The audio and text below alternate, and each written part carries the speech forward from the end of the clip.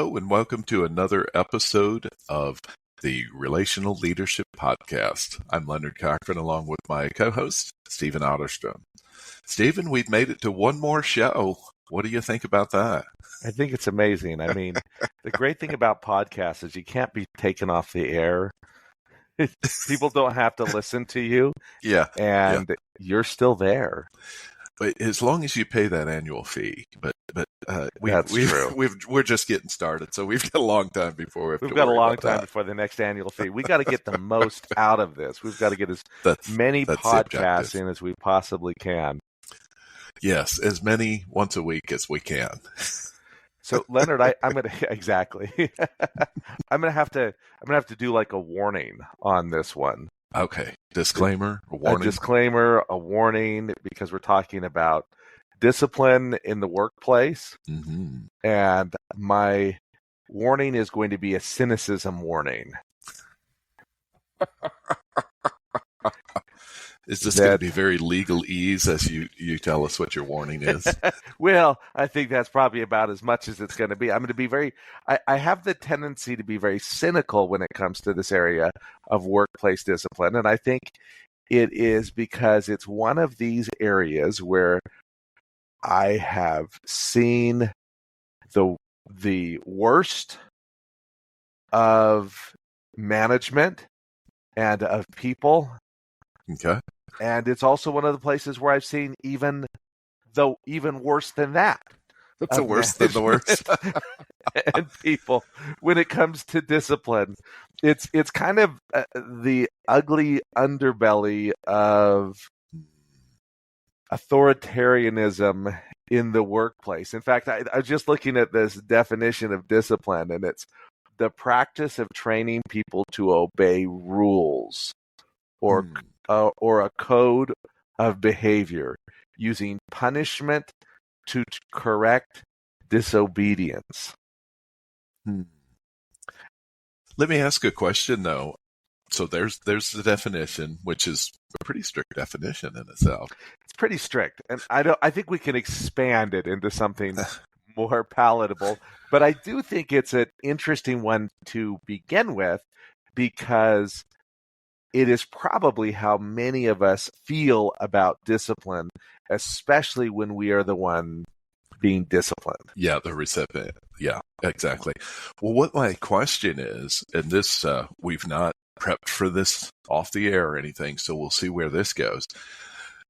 Before we dive into the topic itself, how do you distinguish between coaching and discipline? I do not believe that coaching should be used as a form of discipline. Now, I say that while at the same time, if anybody wants to pay me to coach someone that you're disciplining, I'll happily take the money, and I hope that I would be able to produce results. The thing is, I have a lot of people show up to classes that I teach, and they come in as prisoners, and they come in because they have committed some sort of workplace crime.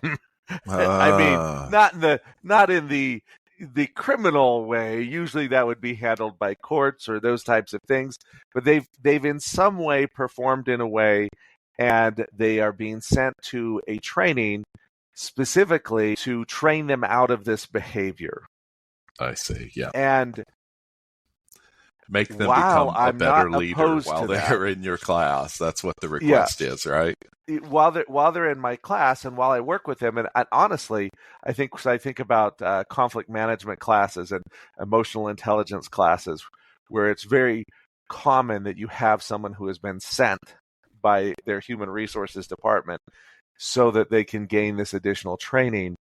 It is a small but very important distinction that sometimes when something has gone wrong, we can address that as a learning opportunity, which is very different to me than addressing it from the perspective of discipline.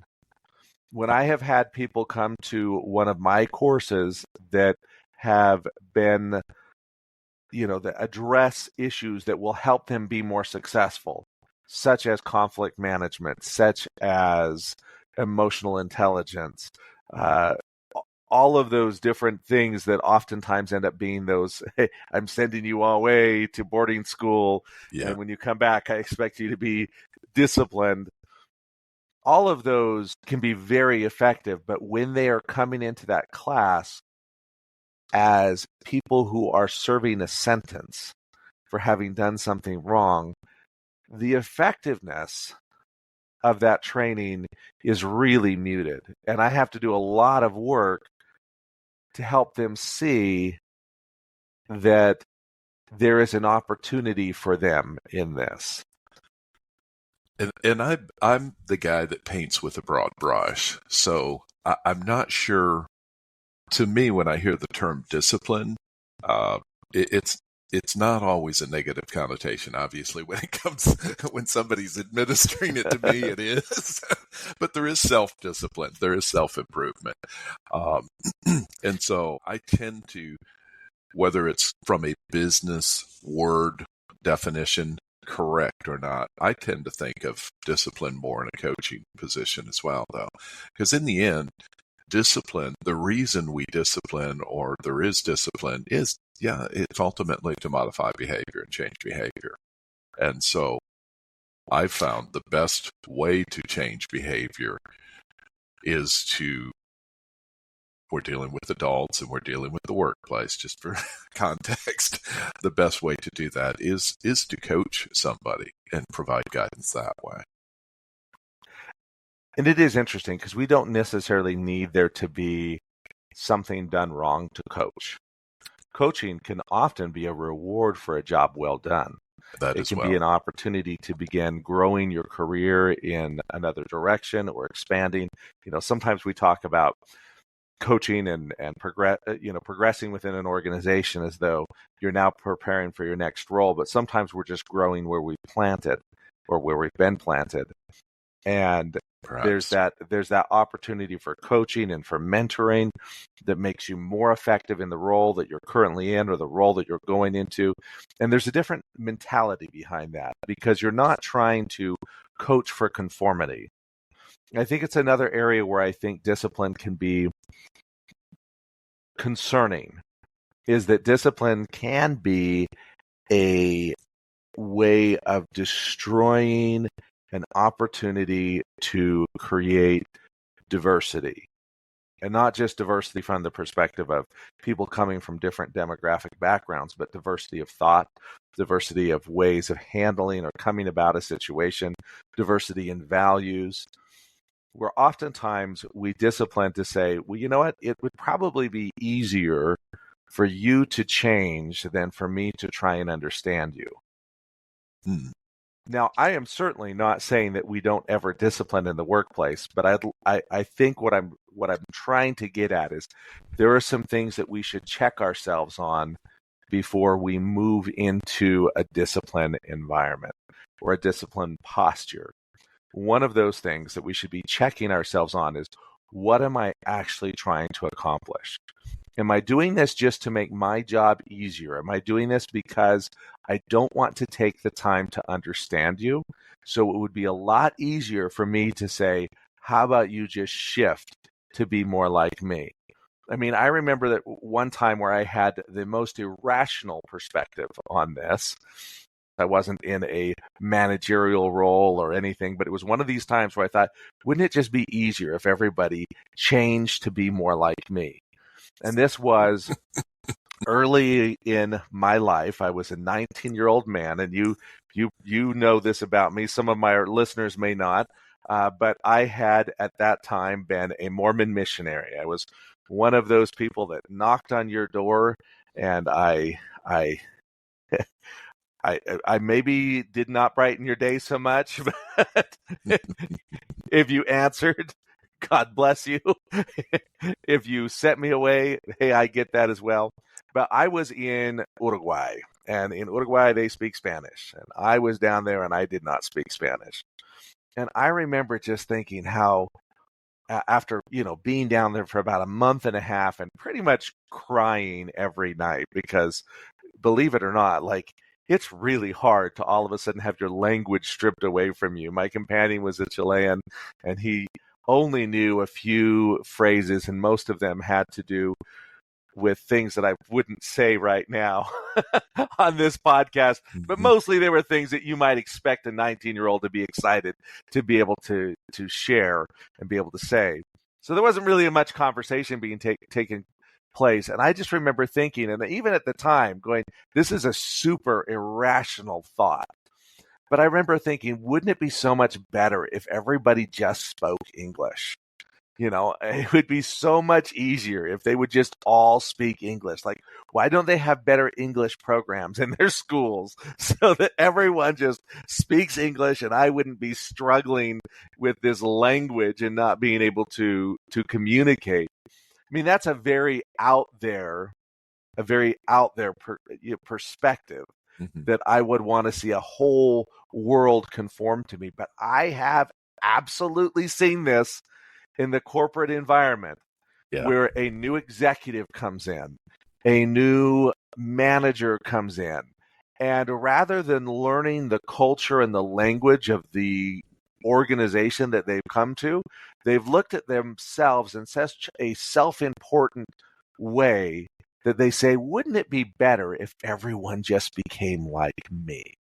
And if they don't, we'll just fire them. And I've seen it, and I've even heard it said many times by executives coming in, either change with us or be left behind. Well, they used to say my way or the highway. Or the highway. It's the old school exactly. way. And they put into play a number of different progressive discipline or discipline structures. And I just wanted to run through some of the most common ones really quick, just so we kind of are on the same page on what often is being referred to. You have some that are more confrontational and some that are less confrontational. They all can have the same potential to get us on the same page and the same potential to potentially be a diversity of thought assassin. So the first one you have is your preventative discipline. This is the letting people know what will happen beforehand. Probably a much more mild way of going. This could include things like having an employee handbook, having clearly stated out policies. In fact, a lot of this might fit within your 4 C's that you're looking at conversations. You're having conversations before something happens rather than after they are happening. Right. Oftentimes, there is training that goes into this preventative discipline. The idea that we're going to create, if we were looking at it from a legal perspective, it would be the concept of creating a deterrent. Sure. Rather than waiting until something has been done, I will deter you from going that way. And in many cases, that's exactly what you want. If you're thinking about harassment prevention, if you're thinking about using company resources in a way that's inappropriate, these would all be the types of discipline that would be the most effective and the most useful. Then we've got corrective discipline, and this usually comes in the form of warnings of many different types. Oftentimes, if you're looking at corrective discipline, it happens along with some sort of progressive discipline. Okay. Progressive discipline would be the idea that the first time you do this to me, Leonard, I'm going to slap your hand. The next time you do it to me, I'm going to slap your face. The next time you do it to me, it's going to be something a lot more severe. And it just grows. It gets bigger. The most common way that I have seen this progress is you have some sort of pre-warning, oftentimes referred to as coaching and counseling. It's normally documented, however, has no negative effect. Then you go from a coaching and counseling to a verbal warning. Then you go from a verbal warning to a written warning. Then you go maybe from a written warning to a PIP or a personal improvement plan. And then you have a certain number, or you you can have this happen in a couple of ways. It can be a certain number of written warnings within a period of time and you are suspended, or it can be that if you violate your performance improvement plan, which is kind of like you're on parole, you got your ankle bracelet here, and you venture too many miles away from your home after dark, and the police come and get you, or in the case of a corporate world, the HR comes and gets you, and you are put on some sort of a suspension of some kind. Usually in that environment, a suspension is not a, hey, you get to come back. It is usually, we're going to look over all the steps that we went through, and if something was done wrong, we might bring you back. But generally speaking, in that environment, it is a suspension with recommendation for termination. Right. And then at the end of that period, whatever that period is, where HR and whoever the deciding people are, they're looking over these things. Maybe you have an opportunity to plead your case one last time. There might be some sort of guarantee of proper treatment. There's a lot of organizations have that, where there's a final opportunity. Yeah. By the time you've decided you don't want to work there anymore, you have one more chance to keep that job. You have one more chance. How much of a glutton for punishment are you? That's what they're asking you. And a lot of the organizations that I've worked at, they have this progressive discipline. And from one perspective, it is a way of really giving a lot of second chances. Yeah, it really is the most common method that I've seen where I've been employed, quite honestly. Yeah, it also has the problem that if you really need to get rid of somebody, you probably can't. Yeah, well, where I've worked, they've never had that. It's 1, 2, 3, you're out. It's pretty much the way it's been. So the appeals process wasn't there. That's the exception. Well, the appeal process that I've seen happen, it wasn't really a thing either. It was, once you were suspended, you're pretty much gone. There were times people would come back from a suspension, but usually it was because HR had determined that a step had been missed. Yes. They had never received their verbal warning. They had gone right to a written warning. It wasn't the person being disciplined, it wasn't their fault they got to come back. It was the person doing the discipline had failed to do something. Exactly. Yeah, exactly. Because of all the different levels that they had to go to. And then oftentimes these warnings have an expiration date on them. So you can have a written warning, and then after a year it disappears, which can make it so you've got a situation where somebody is a repeat offender. Yes. But as long as they repeat their offense at a slow enough pace, right. Honestly, I rarely saw anybody be removed with this method of progressive discipline except for attendance. That was the only one, because someone could be chronically late or chronically absent, and you'd go through this process and they could be removed. Otherwise, I never saw it work. People, of course, would point to, well, what about times when somebody had, stolen money from the company? Well, those were usually there's a set of like cardinal sins. Yes. And if those are done, you go straight to a suspension, an immediate suspension. And then they just determine in that suspension whether or not one of those really horrible things actually happened. And if it did, then you're gone. Where I saw this to be ineffective was, one, you really couldn't get rid of people that you needed to get rid of with it. Right.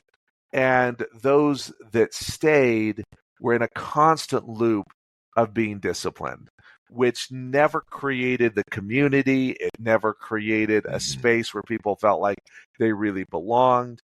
But, that's only another. Let me go through a couple others before we diss on that too much. There is also what we would refer to maybe as punitive discipline. These are things I have not seen as often, not personally. Maybe I have seen it more secondarily. These are not nearly as common, but they do happen and probably are more likely to happen in those smaller organizations that don't have that huge corporate umbrella with a chief human resources officer. Mm-hmm. But these would be things like, and I guess you see this sometimes in government ones as well, suspensions, which would be, you've been bad, you need to stay home for a while, and you will come back. The suspension I talked about was at the end of a progressive discipline, which would be, the type of thing where you have to stay away while they determine they're firing you. Yes. It gives them an opportunity to go through their firing rules and procedures, but keeps you off site while that happens. But this is different. More like the school suspension is what you're talking now, where you're being disciplined, take the week off of work, think about what you did, and then come back and don't do it again. Exactly. And this can be with or without pay. Yes. Oftentimes this happens more even maybe in a union environment where the union has been able to bargain for how discipline will be placed. And, it's one of the things you see oftentimes, especially like in government where they're like, and that person has been placed on a paid administrative leave. And like, well, good for them. I'm sure they're there learning their lesson. Never been so fortunate as to be on a paid leave other than my vacation time. And I guess sick time, but otherwise. But that is another item. It's just a temporary removal from your position, and its goal is not necessarily to punish you by saying you have to stay home, but it really is a communicative gesture to express the seriousness of what it was that you have done. Yeah. Then you have a demotion. Where some will say we are taking you down a level. Now, this works better in an environment where you can easily do that. It has to be very strictly hierarchical, and sometimes it can even be like a removal of a rank. Yeah, maybe you essentially have been doing the same job, but you've been doing it as a lieutenant or a whatever it is, and now you're coming down a rank. That demotion can occur. There's a lot of problems with those. And I have seen this one occur where someone has been in a managerial role and then they place them to be a line worker within the same line. Oh my goodness. I'll tell you, that's a challenge. And a challenge for that poor manager that has to come in and manage the former manager who is sitting there in disgrace from having lost their position. I've seen it work out. Probably the times I've seen it work out has been when the person being demoted has in some way asked for it. They have felt like it was more than they realized they bit off more than they can chew. And they have humbly said, I need this. I don't want to lose my job. And then, of course, you have with the punitive discipline. Exactly. Let's pretend this never happened. I've seen that same situation as well, where they stepped down in title. In this particular case, they actually kept their pay and stepped down in title. So it was more of a humiliation factor from just an emotional perspective, not so much from a working environment perspective, I guess. That's if you can separate those. It's kind of a hard one. Yeah. I have seen it work, but most of the times when I've seen it work, it's been a collaborative decision. It hasn't been a strict punishment type of thing. So in the punitive, you generally have suspension, demotion, and then you potentially have termination as well, which would just be, we're getting rid of you. And then there are some alternative approaches out there. I would love to say that I had experience with some of these a little bit more than others. One would be, you may have heard the term restorative justice. Restorative justice is something that has been working its way in academic circles at even looking at things like in our justice system. It looks at the question of, if I actually do something to Leonard. So, Leonard, I just talked earlier about how I might slap your hand and then I slap your face. All right, so I've actually done something to you. And it looks at our criminal justice system in particular and says things like, well, okay, so now the state comes in and the state will now punish Leonard. But how has that really helped me? Or, well, I'm sorry, not punish Leonard. It punishes me. I'm the one that slapped you. Let's get that right. Yeah, so I slap you, and the state comes in and they punish me. But how does that really help you? How has it restored you in any way? The concept of restorative justice would be that currently our justice system works off of kind of this really strange justice perspective in that something has been done wrong. A law of goodness has been broken. And the only way to satisfy that is through some form of justice. It's almost like it's cosmic. It doesn't really try and restore the victim in any way. You think about so much of our legal system, you rob from me. Yeah, there might be some aspect where you're ordered to pay something back, but it's not even the main goal of our legal system. It's more just to remove you from society. Where restorative justice would say, we've got to somehow restore things. And maybe myself as being the perpetrator, I need to figure out or work with Leonard to restore him to his previous situation. It could include things like simple things like taking responsibility, apologizing, trying to make some sort of amends for what it is that I have done, to put you in a situation that gets you back on track. So perhaps, I do that slap. We just had some kind of award ceremony last night. The Oscars were on or something like that. Makes me think of Will Smith slapping Chris Rock. Restorative justice would say Will Smith needs to do something. He needs to restore the dignity of that was lost in slapping Chris Rock. And it might be... Well, sadly, when you say restorative justice and you explain it, what I always think of is the guy that embezzles like $1 billion and has to pay back $100 million. That's what I think of. That and seems to be the way it works. You see that. It's like, how is this restoring anything? And restorative justice would also have to look at a situation like that and say, is it possible? Yeah, and I don't know that I've ever seen this in the workplace. I can't remove that slap. Yeah. I can't, if I've stolen $1 billion and it's been spent, I can't bring that back.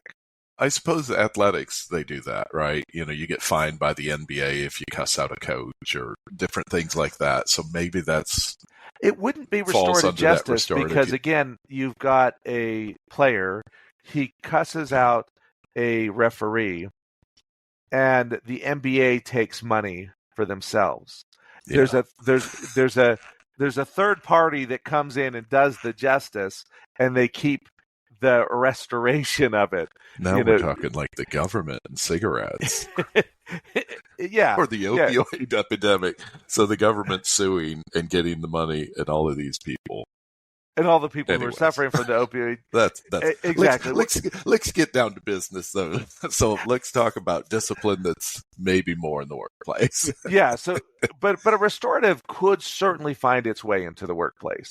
And in fact, I believe that a restorative justice approach would probably be much more effective because it doesn't say this is the punishment for the crime. Mm-hmm. And so you almost can look at it and weigh it out. Like if I want to drive fast on the freeway, I may do a little mental math. Right. I may think, how likely is it that I'm going to get caught? If I do get caught, how much will it cost me?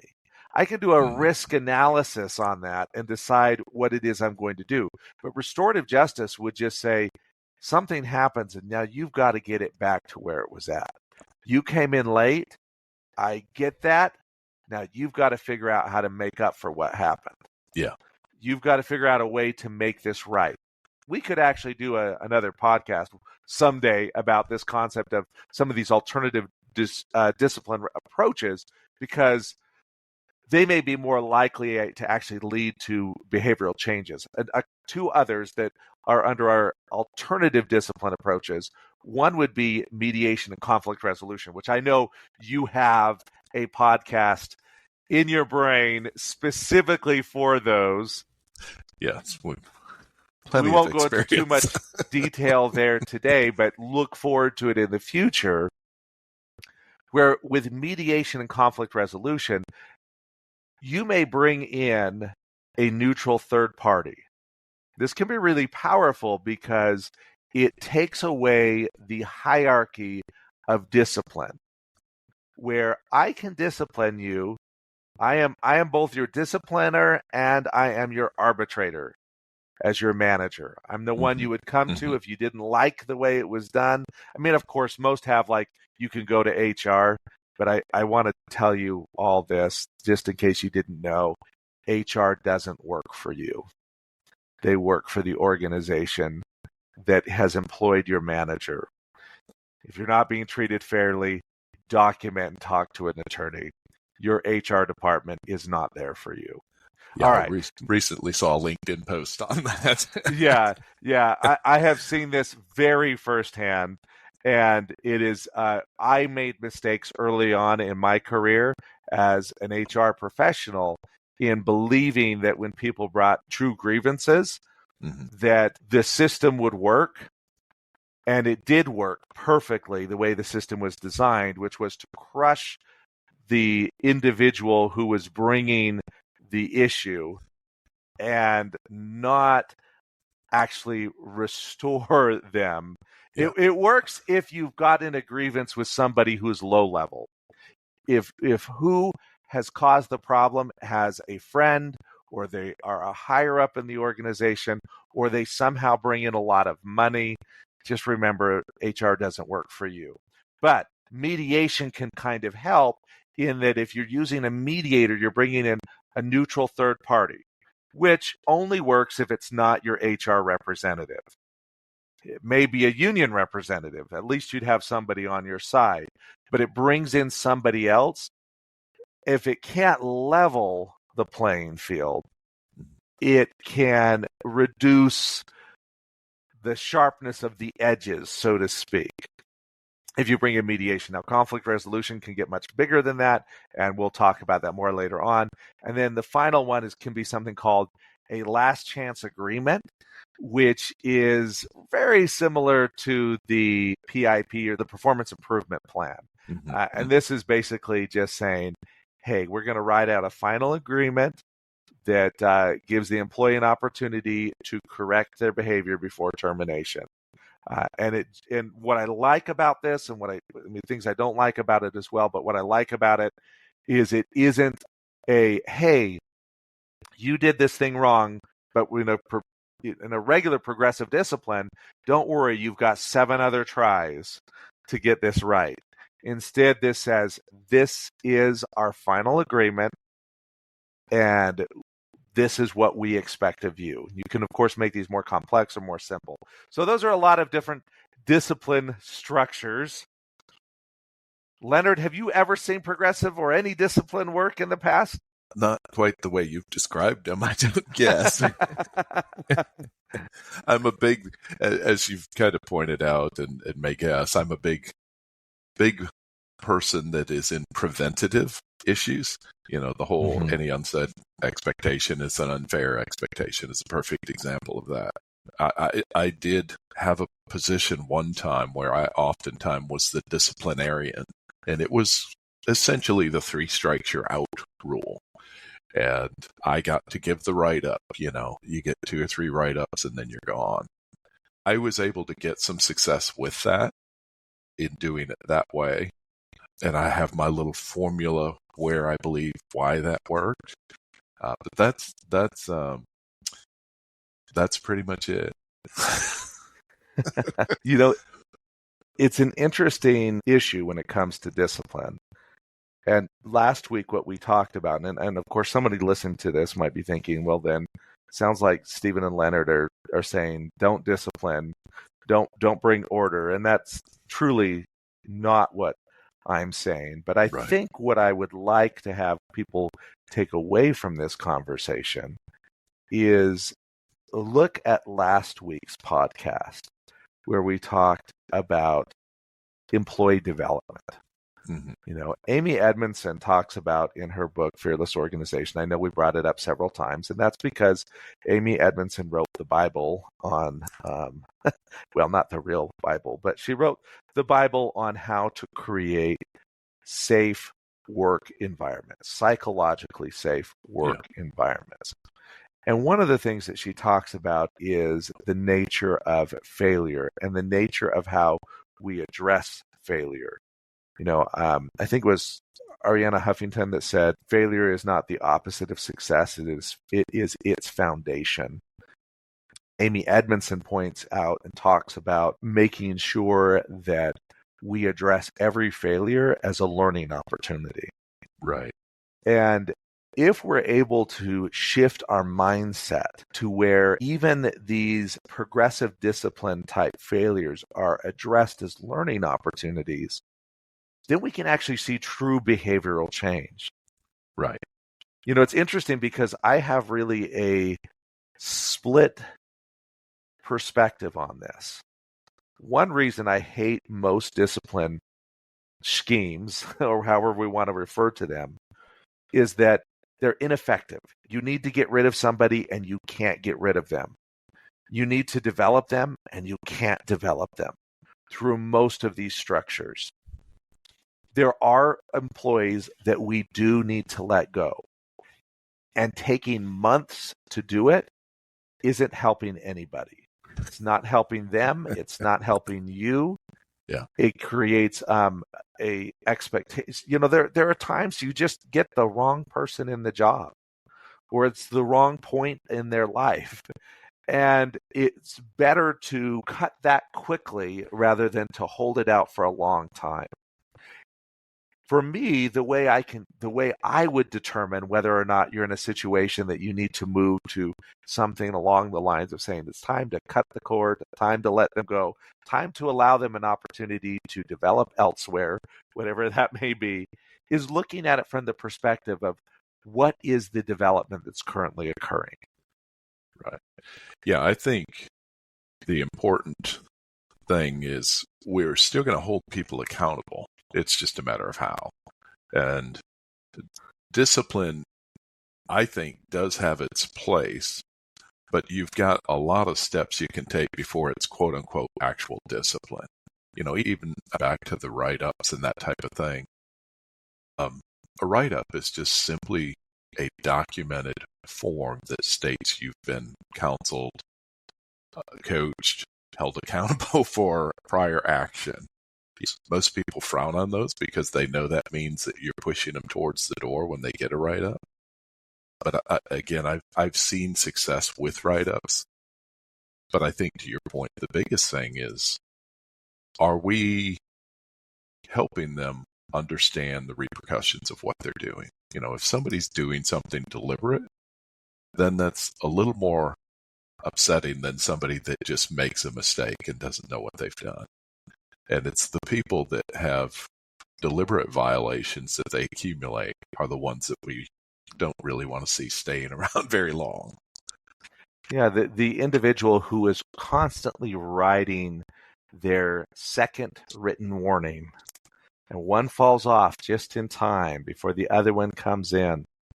This is probably not someone that you're going to be successful with. And if you are going to be successful with them, it's not going to be through administering this process of progressive discipline. It's going to be through you determining what development needs to occur. In fact, you said something there, Leonard, that I think is interesting. We talk about holding people accountable. Mm-hmm. And the interesting thing about accountability is it's something you have to choose to take on. I take accountability. I can't be given or forced into accountability.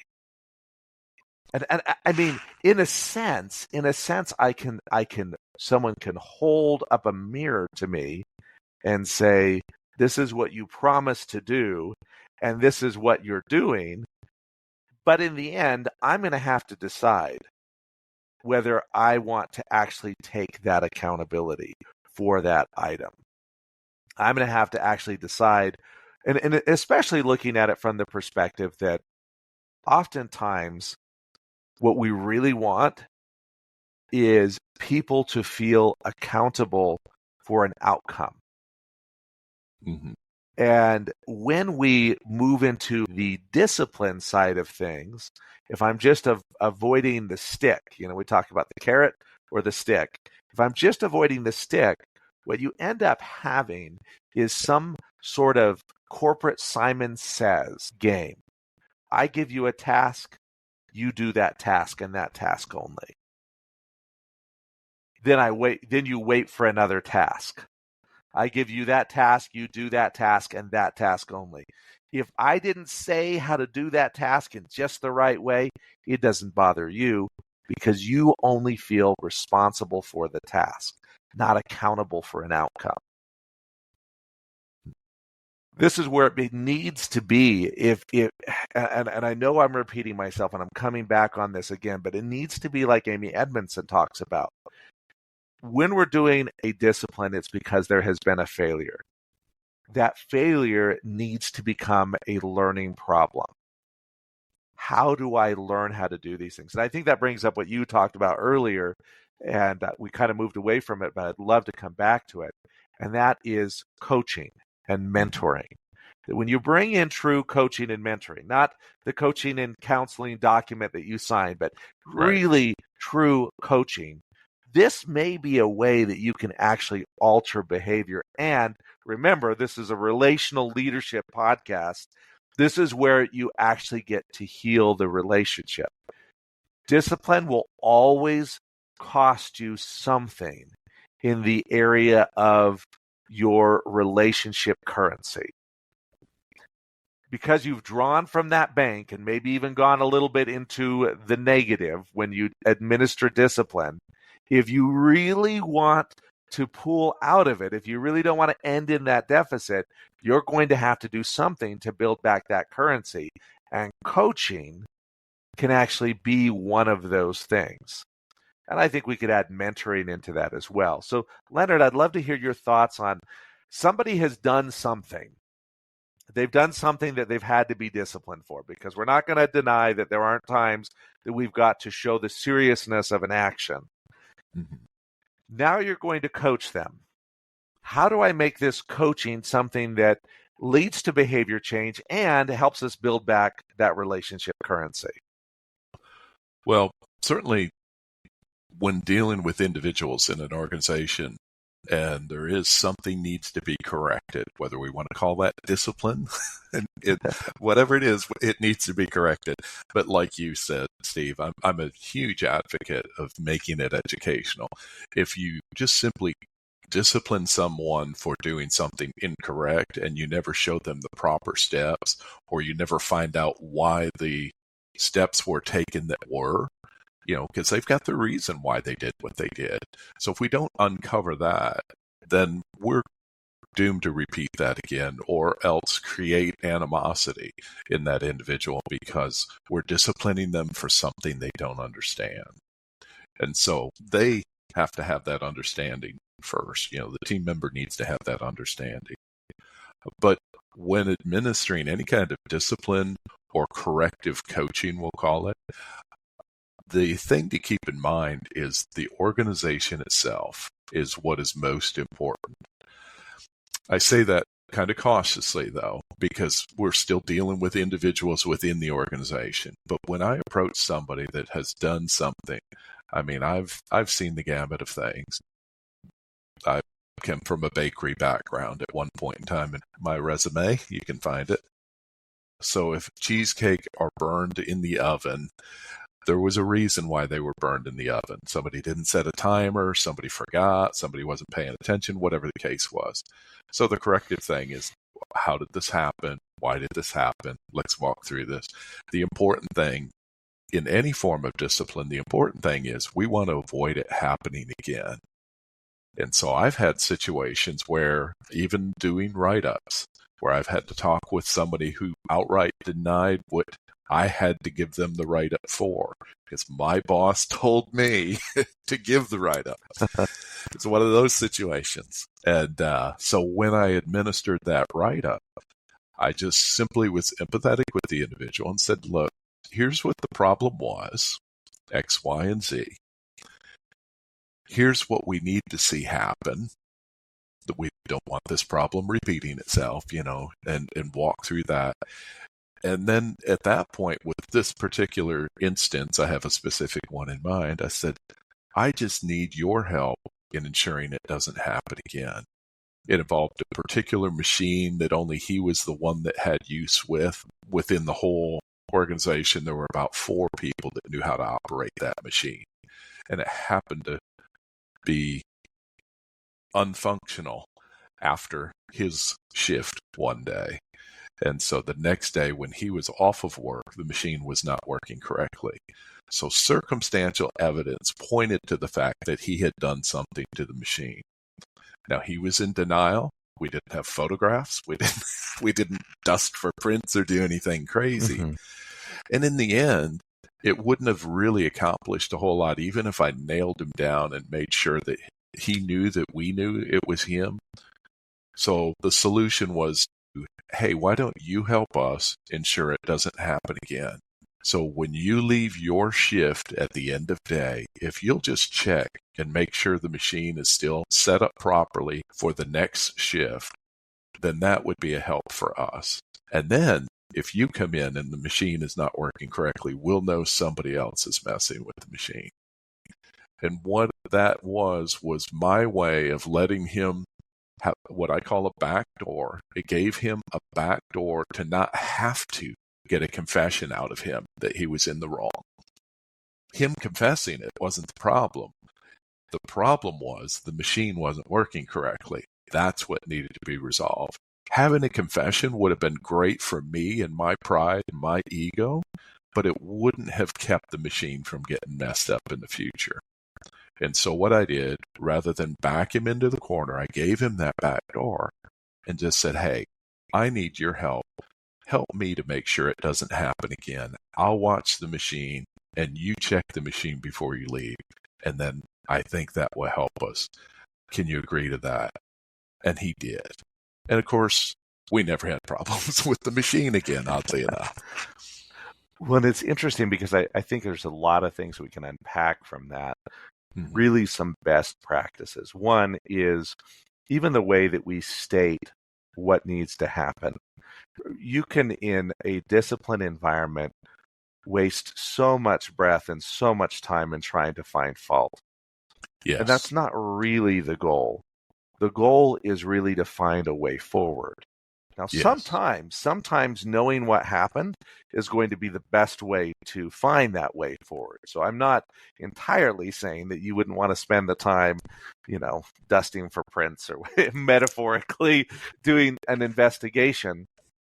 In the end, though, you talked about giving them that back door, that opportunity that they had to say, I'm going to let you save face. We're both going to save face, and we're going to try and solve this going forward.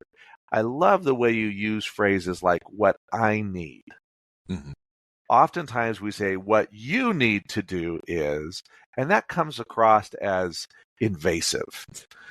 Anytime we are confrontational, because that is very confrontational, whether it's, hey, you did this last night, or hey, this happened and I know you did it, that immediately, even if the person is guilty, it rises up a sense of defensiveness or a sense of fear, either one or both, because they've been caught with the hand in the cookie jar, so to speak, right?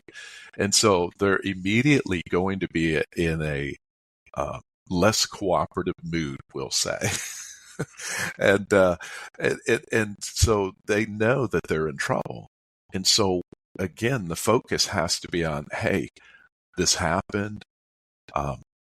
It looks like maybe that's, and obviously it depends on the individual. Everything is a one-on-one. But hey, this is what happened. We need to make sure it doesn't happen again. It happened on your shift, or it happened while you were working, so it looks like it's something you've done. Do you know anything about this? Kind of more exploratory or investigating than the direct accusations. And most people are kind of appreciative of that, even if they outright did it, because again, we don't know why it happened. Mm-hmm. You and I come from a learning background, Steve. We've heard it before. There's the skill, the hill, and the will. And so we have to determine which of those three areas were the problem.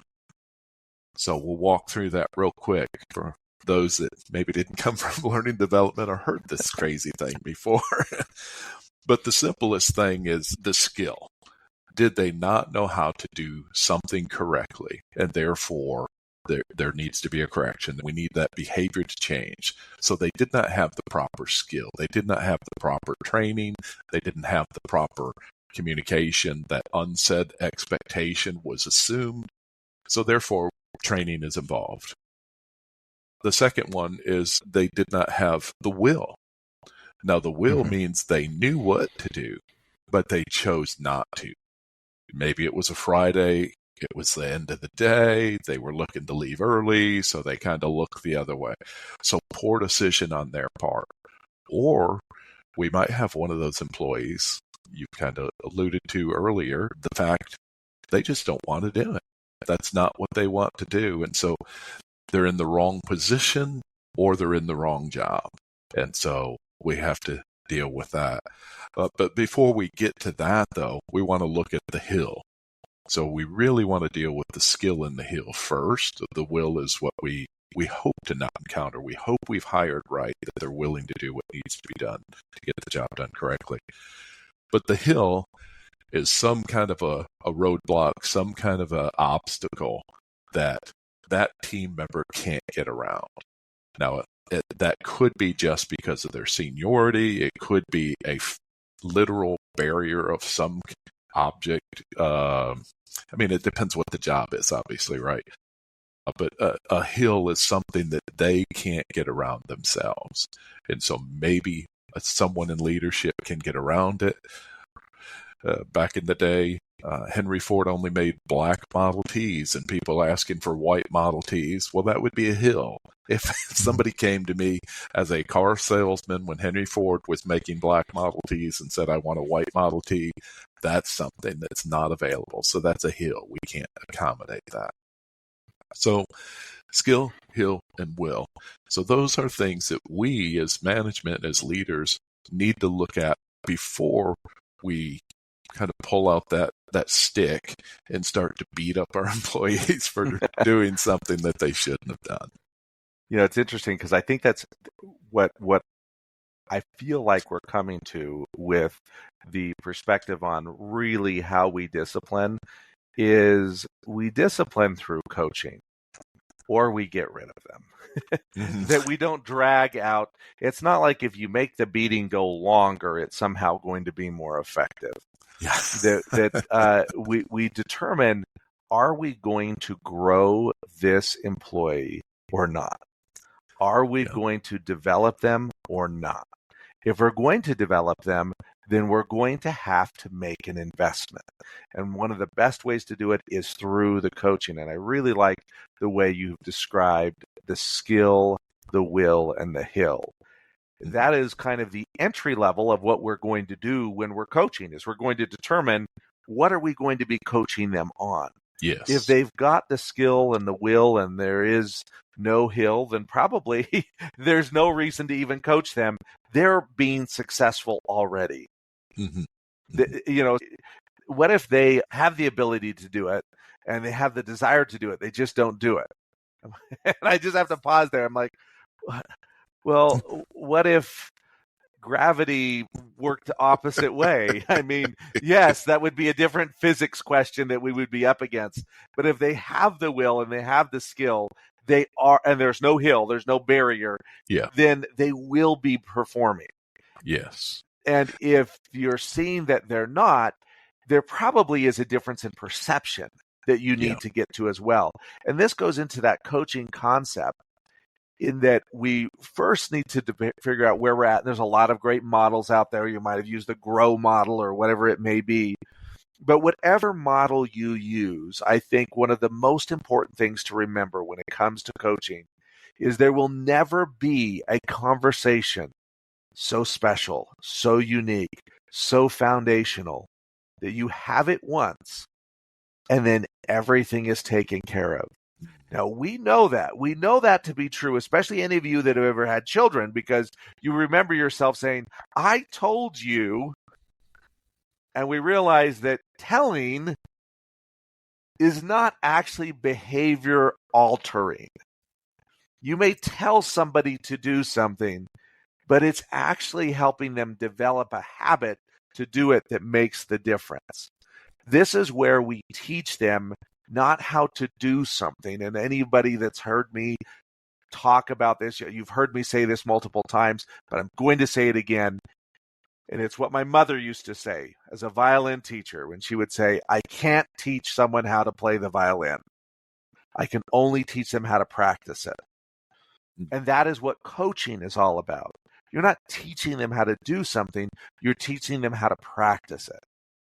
And if you then are developing them, you can develop them right out of the problem issue, and you keep that trajectory.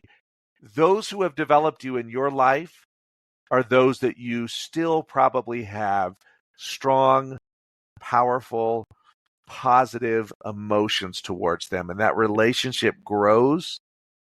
You feel like somebody has your back. Yeah. And you don't just retain them, you have the opportunity to really have the organization grow from what they bring. Another personal example, at this time I was on the receiving end of some corrective discipline. I've shared it in the past. Some of the folks that have been to some of my training classes have heard me say this. In 9th grade, in the high school I went to, you were required to take English. And so it's 9th grade English is what the class was called, or at least I always called it that. Anyways, you were required to take English, and needless to say, you were required to pass that class, or else you could not graduate when you became a senior. And so the first 6 weeks into that class, my teacher pulled me aside, Mr. Ralph Hauk. Now, mind you, I graduated in 1982. I'll let you guys do the math to figure out when I was a 9th grader, but that's how far back it is. And I remember this so clearly in my mind anyhow. So Mr. Hauk pulled me aside and said, Leonard, I really need you to help improve your grades because we are halfway to the first report card that comes at 12 weeks. And so far, it doesn't look real promising for you. And I know you're capable of doing this. And he gave me this pep talk, and I don't remember what all he said. But number one, he pointed out the problem. And number two, he was affirming me as an individual and my capabilities, even though I was failing his class, is what this discussion was about. Mm-hmm. On the scale of A, B, C, D, and then an F, I was at a D minus. So I was marginally going to slip through by the skin of my teeth. If I did not improve at best, I was going to slip through. And if I slipped at all, I was going to fail. Sneeze, there's a possibility. So he pulled me aside, but he was very affirming. Rather than just say, what are you, some kind of idiot? Look, don't you know you need to pass this? He was so affirming. And then what was key to me at that point, not only his affirmation, but then he said, here's some ideas of maybe what would help you. And then he threw out, get a study buddy, do this, do this, do this, do this. And he threw that out to me and suggested that to me. So I walked away from that not discouraged because, oh my gosh, 6 weeks in, I'm failing. I have 6 weeks to bring my grade up or else. That could have easily been the reaction for most anyone. Mm-hmm. But he coached me in such a way that I left him thinking, oh my gosh, I need to get somebody to help me study. And so that's what I did. A kid named Pat Elliott, wherever he is out there in the world, we've lost touch with one another. But Pat was easily passing the class. and we happened to share some common things, and so we were buddies already. But that grew us closer because every week Pat would just grill me on these vocabulary words. That's why I was failing. We had, I don't remember, I think it was 20, 25 words that we had to not only spell but know the definitions every single week in that class. Oh, Lord help me. But anyways, but Pat was my study buddy. And so because Ralph pulled me aside and encouraged me in the way he did, it kept me motivated. And he gave me the assurance that I had the skill. He maybe was questioning my will just a little bit, but he assured me I had the skill and gave me some advice, and that transformed. And just before I wrap the story up, so in the end, at the end of the year, my final grade in that class was a B+. I just missed getting an A. So I'd gone from the very first 6 weeks of nearly failing to almost completing with an A. Because somebody took the time to invest in me and to invest in me positively to accomplish what needed to be accomplished. And so, needless to say, if I don't sound grateful today, I am grateful today, if you can't hear that in my voice. Well, it's interesting because when we talk about discipline here and what makes it work and what makes it something that will cause it to create a behavior change and a better investment for you, it is a lot more than coming up with the best structure. And oftentimes the structure that we create really has more of like a legal human resources type of aspect to it, that we want to make sure that we give enough of a chance and it's done fairly. And so it's really just preparing for litigation. And you know what? Let the attorneys in your organization figure that side of it out. But if you address discipline from a learning perspective, and you do, and I just want to, when Leonard, as you were telling that story, it reminded me of something that Kim Scott says in her book, Radical Candor. She says, you just have to give a damn. This is one of those situations, and as she talks about it, she talks about how you achieve this level of radical candor by not allowing what most commonly happens. And that is, the more directly you have to confront someone with something negative, the more you end up removing how much you care. Yeah. That I need to tell you something that's going to be really difficult for you to hear. And so in order to protect myself, I decide, you know what? Leonard's actually kind of I was going to say something that I don't know if we're swearing on this podcast, but he's a piece of bovine defecation. There we go. I say that. I start saying I've Leonard's checked the not, box. This is child-friendly, Steve. This is child-friendly, yeah. And I already quoted Kim Scott saying you have to give a damn. But, we've been okay saying that since, what was it? Gone with the Wind. but oftentimes I need to think more poorly of the person. I need to be angry at them. Because that's the emotional response that gives me the courage to say the hard things. But what Kim Scott is saying in her radical candor is that to truly be successful, it's got to go the opposite way. Yeah. That the more I have to confront somebody about something difficult, the more I should care and the more I should express that. And I think, Leonard, you gave us such a beautiful example with your teacher that pulls you aside and says, your teacher could have said, hey, you know what? You're really not applying yourself. You're really not doing what you need to do. Really put everything right back in your lap and have you leave feeling like you are horrible. Yeah. And in fact, would probably have set you up for failure more than for success. But instead, your teacher came in and made it clear that they believed in you, that they believed in your potential. And the reason they were telling you this was not because they didn't believe you could do it or that you were somehow doing something wrong, but because they knew you could be successful. They knew that you had it in you to achieve a higher height. So I think that the two things I would say, we want to make sure that when we come into these discipline situations, if it hurts a little, you're doing it right. If it doesn't hurt or you enjoy it a little bit, you are doing it very wrong. That's and so I good. only say that because I believe you can do better.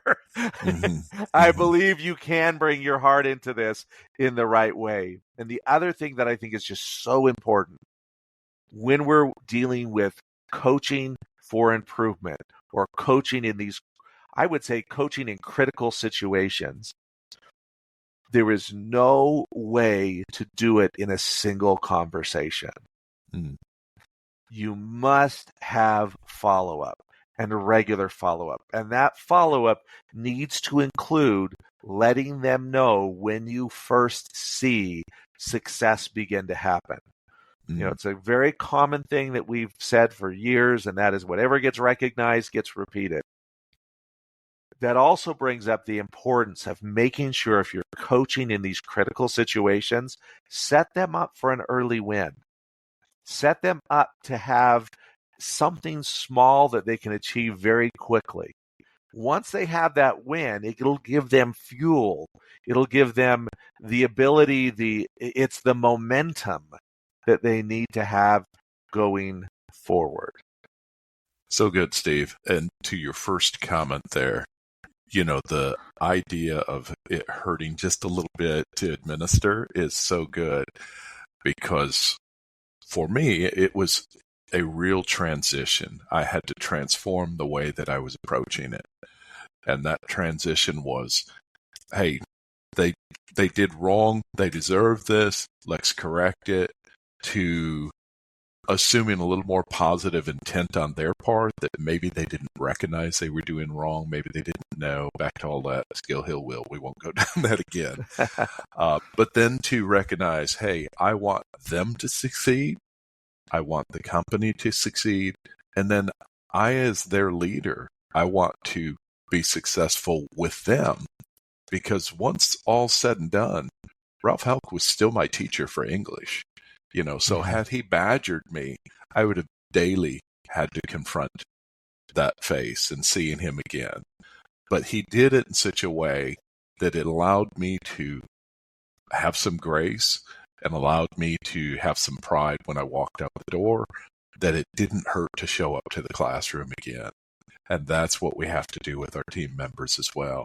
And that's why 40, 50 years later, well, not 50, but anyhow, a bunch of years later. Many years later. I could still talk about Ralph Houck. In 50 years, you will remember him still. That's true. I will. So, great insights. And so, folks, we hope that this was meaningful to you.